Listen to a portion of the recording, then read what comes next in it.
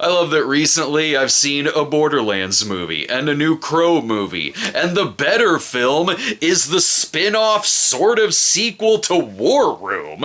Don't get me wrong though, it's still not great. The Forge is a movie you get if you took a film class and the only stuff you watched were after-school specials and employee training videos. It's all about Isaiah, a 19-year-old going on 30. He's got a lot of attitude, he plays video games a lot, he's forgetful, and plays basketball with his friends when he should be looking for a job. Luckily, he has connections to Miss Clara's war room because his mom is the twin sister of Elizabeth from the first. With the power of the war room, he's able to get a job at a fitness equipment shipping plant and is taken under the wing of Joshua, who initiates him into the Forge, a discipleship program where other adults and their young proteges meet, have a fancy dinner, and play with swords. I like how the stakes aren't nearly as high in this one as in the first, so when the dramatic, swelling orchestra comes in,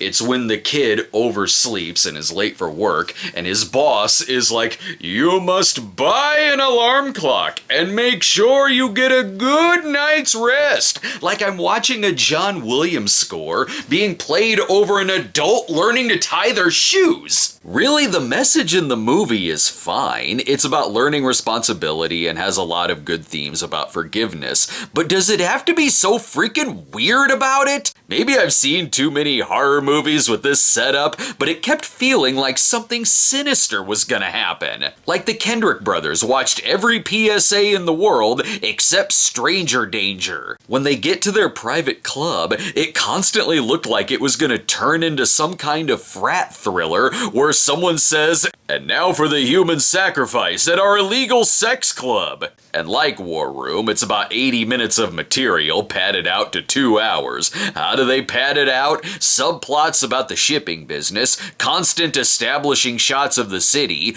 comedy scenes at a salon that was like AI writing a Fox sitcom in the 90s. The funniest part of this was picturing the Kendrick brothers writing lines like, "Girl, please," and a lot of Though my favorite line is when a customer walks in, sees the employees praying, and says, "I thought this was a hair salon, not a prayer salon." Oh yeah, and like how the last half hour of War Room was suddenly about a jump rope competition, this film also wraps up 90 minutes in and becomes a movie about the company keeping their biggest client by having to package 3,000 pieces of product in 16 hours or they lose their business. Even the War Room connections felt crowbarred in, like they were an afterthought, though I wouldn't want to lose the scene where Miss Clara uses her War Room to pray that shipping warehouse robots work properly. The movie isn't as wacky as War Room, but there was still a lot of material here. The acting is better in this one. There's side characters that are pretty bad, but the main cast is good, even if the character arcs happen way too damn quick. It's a C- for what it is. Structurally, it's a mess, it is repetitive, and the humor is awkward.